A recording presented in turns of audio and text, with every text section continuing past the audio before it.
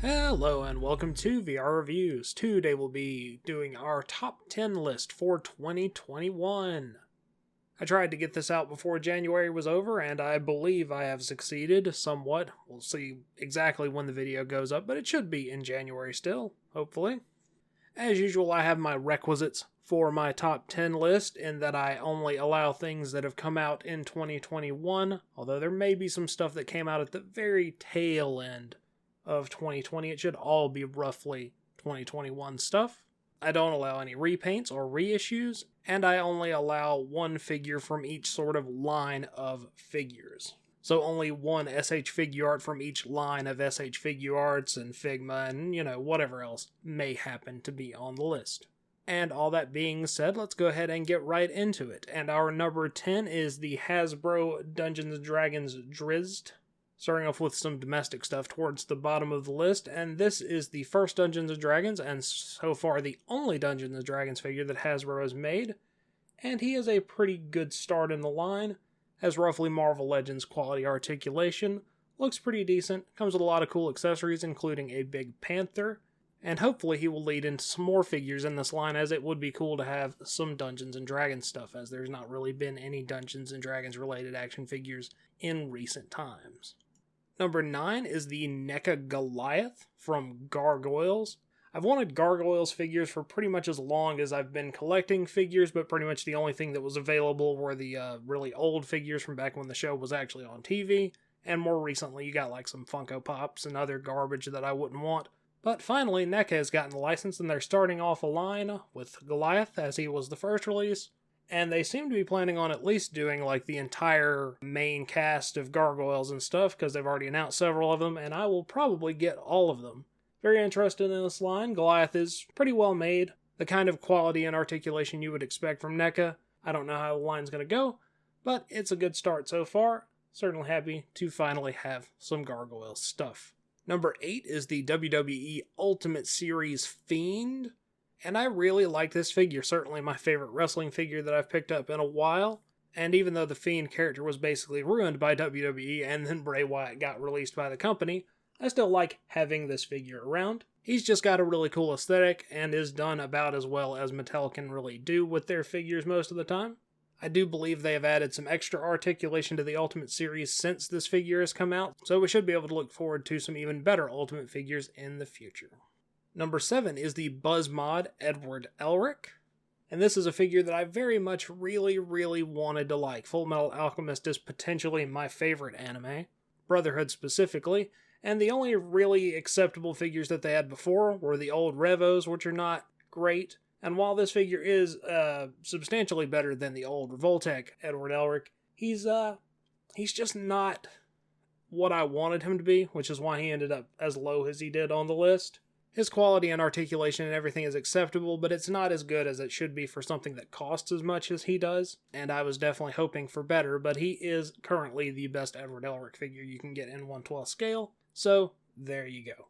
Number 6 is the Storm Collectibles Motoro, and I believe this is the biggest Storm Collectibles figure to date. He's certainly the biggest one in the Mortal Kombat line, as not only is the human-shaped part of him very large, he's also got most of a horse attached to him, and a very long metal tail, so he takes up a lot of space, and comes with a whole other figure in a bloody skeleton, and is overall just up to your standard Storm Collectibles quality, which is very consistent, and he is a big boss character from Mortal Kombat that I'm sure a lot of people want to have. Definitely worth picking up if you have been into this line, as I have. I'm pretty sure a figure from this line has been on the list every year since they started making them, so yeah. Number 5 is the SH Figuarts Barddock. I didn't manage to get all of the Dragon Ball Z releases that came out this year, so he may not be my favorite one, but he is my favorite one of the ones that I did get. And most of the ones that I did get were of fairly similar quality. I ultimately picked Barddock because he was the most mobile one, as all the other ones I've gotten this year have even more Saiyan armor getting in the way of articulation, and Barddock has the least, so that gets him in the top spot for Dragon Ball figures this year. Barddock's a fairly popular character, and I'm surprised it took them as long as it did to finally make one, but they have, and he is very well done. I'd say he's about as good as I would expect Bandai to be doing on their SH Figuarts nowadays, and if he's a character that you care about, probably worth picking up, This is the old design. Maybe they will make the super design sometime later in the future. Number 4 is the Figma Casual Astolpha. I've really liked this outfit for basically as long as I've known that it existed, and I had been hoping that they would make it ever since they made the original Figma Astolpha, which I'm pretty sure was also on my top 10 list for whatever year that came out. And he is really well done. Comes with some nice faces that you can also interchange with the original Astolpha if you want. And you can add him to your shelf of cute pink hair boys, which I'm sure everyone has one of those. Number 3 is the Super Action Statue Kenshiro from Fist of the North Star. And honestly, if I was a bigger fan of that series, this figure would probably be number 1, because he's really good. Easily the best Super Action Statue figure I've ever gotten. Comes with some nice punching effect parts, and he himself looks basically perfect. I don't really have any complaints about him. If you are a fan of Fist of the North Star, this is the best Kenshiro you're going to get in this scale, and I would heavily recommend picking one up. Even if you're just casually familiar with Fist of the North Star like I am, he's still worth getting. Number 2 is the SH Figuarts Satoru Gojo from Jujutsu Kaisen. I got Itadori as well. Gojo and Itadori are about the same quality, but I like Gojo more, so he can take the spot instead.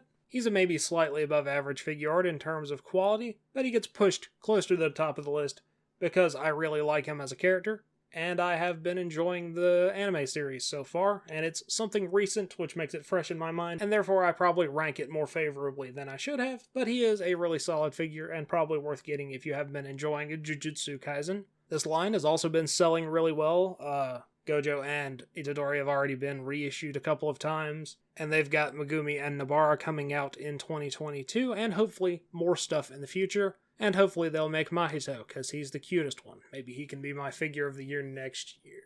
And coming in at number 1 is the Lim Toys Leon Kennedy from Resident Evil 2. I wasn't sure that this was going to be my top figure of the year, but whenever I sat down to make the list, I realized that, yeah, he's pretty much my favorite one of all the things on this list. He's really well done. He's a character from a series that I really like, a series that does not get good figures ever, especially not in the scale that I collect, which is 1/12. And he's just pretty much perfectly done. He comes with a ridiculous amount of accessories. His head sculpts look good. The cloth is done on him about as well as it can be at 1/12.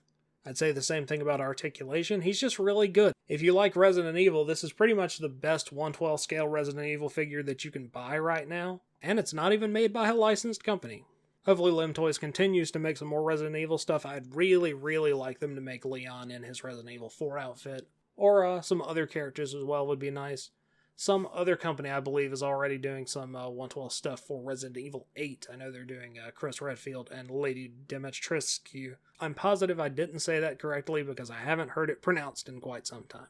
But either way, since no official company seems to want to make Resident Evil stuff, I look forward to whatever all the unlicensed companies can come up with. And hopefully someone will make a Wesker for me at some point. And that wraps us up for our top 10 list for 2021. I will admit I barely got enough figures to make this list to my normal specifications of list making, but hopefully you liked some of the things, I liked some of the things, and until next year, goodbye! Thanks for watching. If you enjoyed my content, feel free to subscribe and click that little bell thing. I've been told that that does something or other. You can also give me money to buy toys at patreon.com/vrreviews. See pictures of toys at instagram.com/vrreviews, or see tweets about toys at VenomRaptor09 on Twitter. And I would greatly appreciate you doing any of those things.